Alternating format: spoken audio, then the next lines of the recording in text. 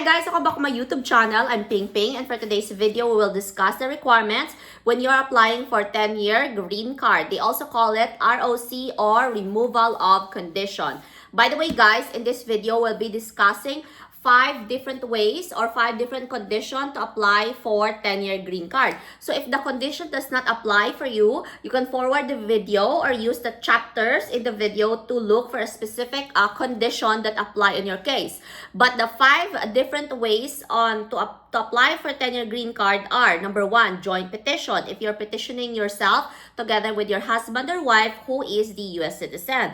Number 2 is individual request. This is because the spouse or the step-parent died. 3 is waiver of joint filing requirements due to termination of marriage or divorce. So if you're divorced, you can apply for 10-year green card. There is a specific steps. You use the timestamps in my video to go to the specific condition that applies on your case, so it's faster. Okay, number 4 is a waiver of joint filing request because you and your conditional resident child were battered or subjected to extreme cruelty, VAWA, Violence Against Women Act. If you are applying for self-petition because of VAWA, you can also do that. You can apply for 10-year green card. And number 5 is filing a waiver of joint filing requirements because the termination of your status can cause extreme hardship on your end.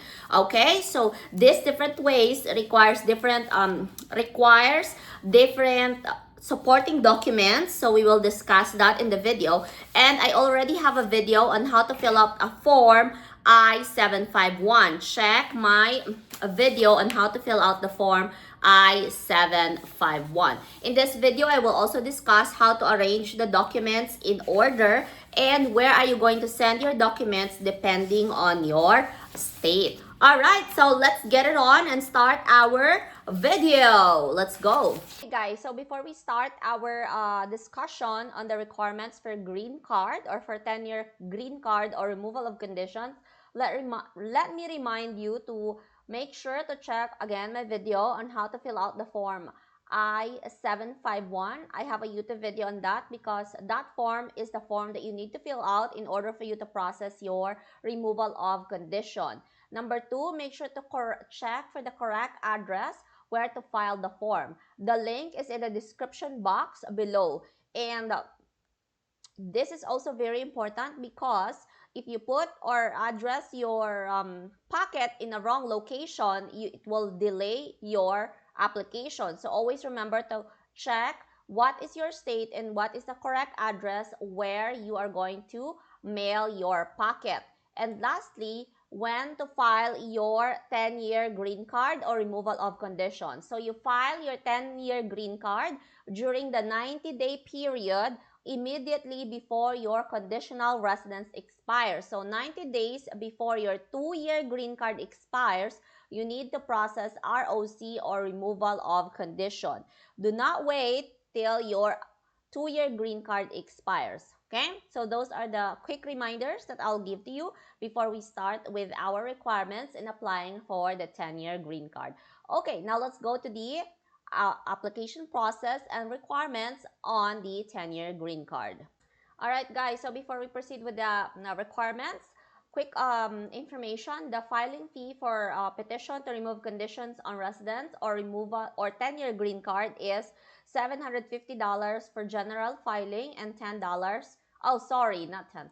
Zero free if you apply for extreme poverty. All right, but you have to provide documentations and proof regarding that. Okay, now let's proceed to the removal of conditions requirement or checklist. They call it initial evidence. So it applies for filing a joint petition to a husband and wife filing jointly. So what are the requirements? Copies of front and back of your permanent resident card. That is for your 2-year green card. So photocopy front and back.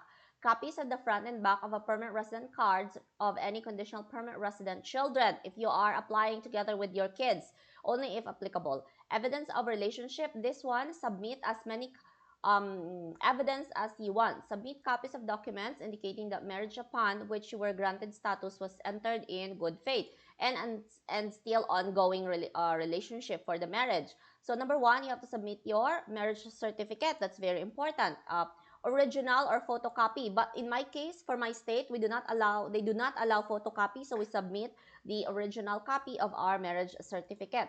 I also submitted a copy of my insurance because my husband is under my insurance. We also submit a mortgage for the house, bank statement or loan statement if you guys are in the same, if you guys have joint account or statement. And then you can also submit latest mail to prove that you guys are living in the same address. You can also provide tax information like your tax declaration form, because in the tax you provided if you are married, a joint filing or separate filing.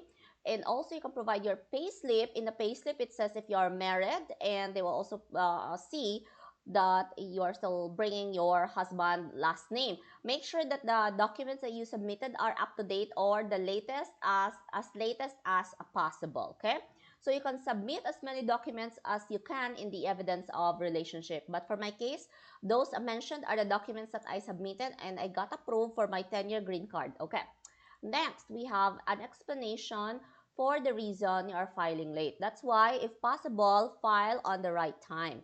Next one, explanation for the reason you're filing separately from your primary conditional permanent resident parent. Only if applicable. This applies to children.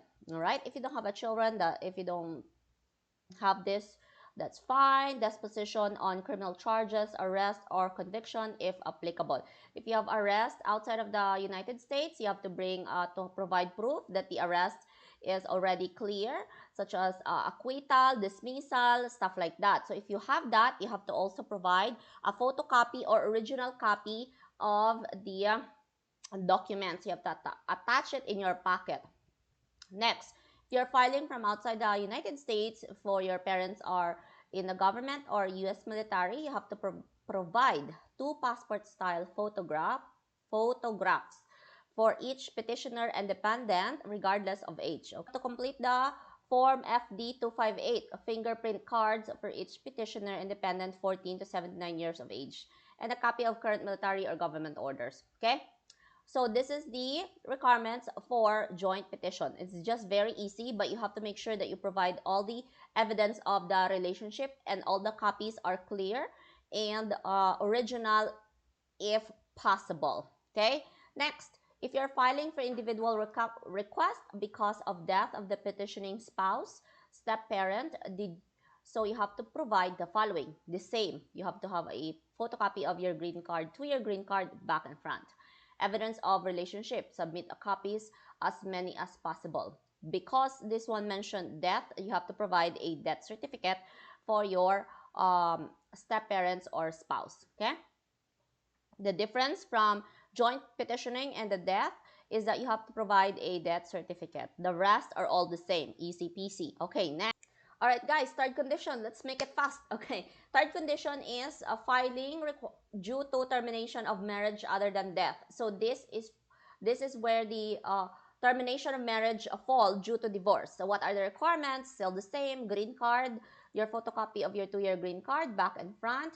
Copies of submit relationship of evidence of relationship that it's entered in good faith. Again, marriage contract, and then pictures if you have, stuff like that.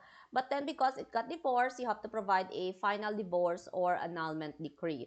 And then evidence demonstrating any circumstances surrounding the end of relationship. So this kind of part sad is it depends on how you guys got separated. You might disclose all of that if you have a court document, stuff like that. Why is there the divorce happen? Okay.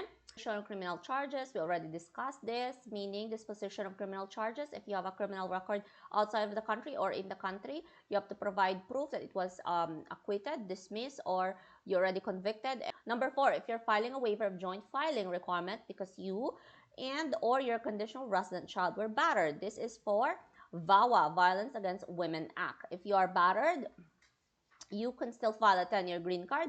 You have to provide the following documents. Copy of the front and back of your permanent resident card, still the same. Copies of the front and back of the permanent resident card of their children if you are applying with your kids. Evidence of relationship, you have to submit. Still, marriage contract is still needed, even your abuse, because that's the proof that you guys got into marriage in good faith. Okay, next. Evidence of abuse, you have a record for the police report, court, stuff like that. And final divorce or annulment decree, if your marriage was terminated by divorce on grounds of physical abuse or extreme cruelty. Explanation for reason if you are filing separately with your permanent resident parent. And then disposition criminal charges, again, if you have a case inside or outside the United States, you have to provide the a letter that it was dismissed, acquitted, or end, court end. Okay. All right. Last condition. This is for filing a waiver joint filing requirements because the termination of your status and removal would result in extreme hardship. Okay, so the requirements are still the same. Your 2-year green card back to back, and then green card of the kids, evidence of extreme hardship. You are very poor, you don't have a work, you are asking for a food stamp, and what else? You can also show your tax declaration, an explanation for the reason you are filing separately from your primary conditional permanent resident parent, only if applicable, disposition of criminal charges. If you have criminal case in the US or outside of the country, you have to provide that the case was dismissed, acquitted, stuff like that. The important part here is evidence of extreme hardship, tax declaration, proof if you are getting help from your state, certification, and other evidence provide that you are below poverty line, something like that.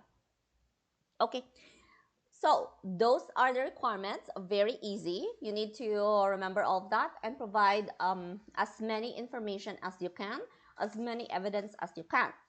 So guys, we're done discussing all the requirements that you need, judging that you have all the requirements already, okay?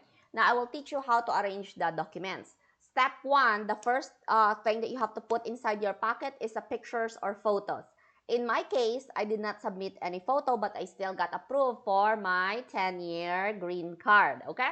Next, second document that you will put, this is in order. You have to do it in order based on the USCIS recommendation. If you want to double check, you go to the website of the USCIS. The links are all in the description box below, okay?